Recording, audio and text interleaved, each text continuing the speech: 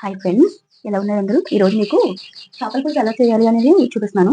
చేపల పులుసు, మా ఇంటి చేపల పులుసు నేను ఎలా చేసుకుంటున్నానో చెప్తున్నాను. మీరు కూడా చెప్పండి ఎలా ఉందో ఈరోజు. చూడండి ఫ్రెండ్స్, చేపల పులుసు కావాల్సింది ఉల్లిపాయ ముద్ద, పచ్చిమిరపకాయలు, బెండకాయలు, టమాటాలు, కొత్తిమీర, చేప ముక్కలు, చింతపండు పులుసు. ముందుగా మనం దలసరంటే బాండి పెట్టుకుని దాంట్లో ఆయిల్ పోసుకుని పచ్చిమిరపకాయలు వేసుకుంటాం. చూడండి, ఈ కుట్టిపాటు లాగిన తర్వాత మసాలా వేస్తున్నాం.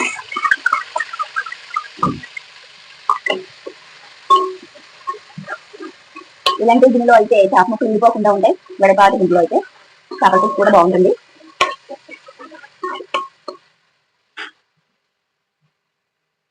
చూడండి ఫ్రెండ్స్, ఇది పచ్చివాసన పోయేంత వరకు వేసుకోవాలి. నేను ఇందులో అల్లం, వెల్లుల్లి, జీలకర్ర వేసాను ఫ్రెండ్స్ మసాలా కోసం.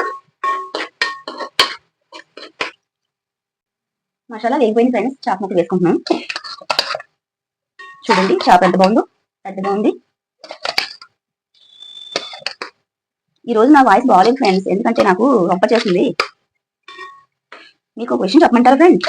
చేపల కూర, చికెన్ కూర నేను వండుతున్నాను కానీ నేనే తిను ఫ్రెండ్స్, నేను శాఖాహారి. చూడండి ఎంత బాగుందో. మా వారి కోసమని, మా పిల్లల కోసమని వండవలసి వస్తుంది ఫ్రెండ్స్.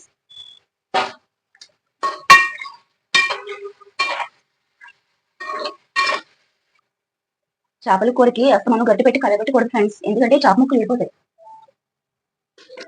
నేను ఇందాక చేప ముక్కలు పాడవకుండా కొంచెం ఉప్పు, కారం, పసుపు వేసి కలిపెట్టి పక్కన పెట్టాను. ఇప్పుడు మరి కొంచెం పసుపు, కారం ఎక్కువ ఉంటే బాగుంటుంది ఫ్రెండ్స్.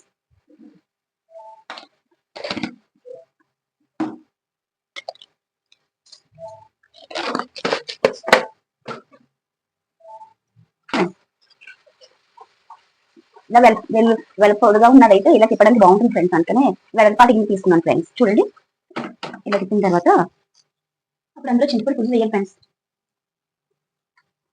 చేపల పులుసు వేస్తున్నాను చూడండి ఫ్రెండ్స్.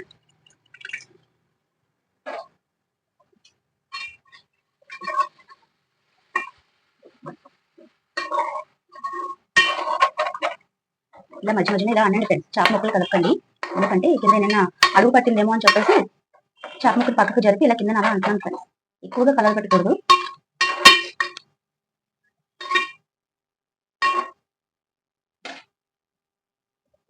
చూడండి ఫ్రెండ్స్, పులుసు మరగడం మొదలైంది.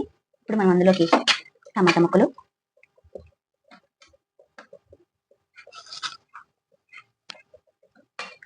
అలాగే బెండకాయ, కొత్తిమీర స్మెల్ చేపల పులుసుకి చాలా ముఖ్యమైనది ఫ్రెండ్స్. కొత్తిమీర ఉంటే చేపల పులుసు చాలా బాగుంటుంది. చూడండి ఎంత అందంగా ఉందో. మీకు ఈలోపు ఒక పొడుపు కథ అడిగినా, కళ్ళు ఉన్నాయి కానీ మూసుకోలేను, నీళ్ళల్లో ఉంటాను కానీ తాగలేను, నీటికి వచ్చాను ఈ రోజు కూరలో పులుసు అయ్యాను. ఎవరు ఫ్రెండ్స్ చెప్పగలరు ఎవరైనా? చూడండి, ఇప్పుడు దాన్ని ఏమీ కలపకుండా చక్కగా కొంచెం అటు ఇటు ఆడించి మళ్ళీ మూత పెట్టేసుకుందాం. ఇలాగే చేయాలి. చేపల పులుసు ఎప్పుడు కూడా గరిటె పెట్టి కలియబెట్టకూడదు. కలియబెడితే చేపల పులుసు అనేది ముక్క ఇడిపోయి అన్ని ముళ్ళ కింద ఉంటాయి. ఇది పెద్ద చేపే, చిన్న చేప అయినా ఏ చేప అయినా. ఈరోజు నా ఫ్రెండ్స్, మీరు మీ ఫ్రెండ్స్కి కూడా చెప్పండి రాయి వర్మక్క వంటల ఛానల్ చూడమని. వంటలని కాదు అన్నీ చెప్తాను, చూసి అందరినీ సబ్స్క్రైబ్ చేసుకోమని చెప్పండి ఫ్రెండ్స్. ఫ్రెండ్స్, చేపల పులుసు నడుస్తుంది. ఒక్కసారి కొంచెం లైట్గా అటు ఇటు స్మెల్ బాగా వస్తుంది. చూడండి బాగుంది.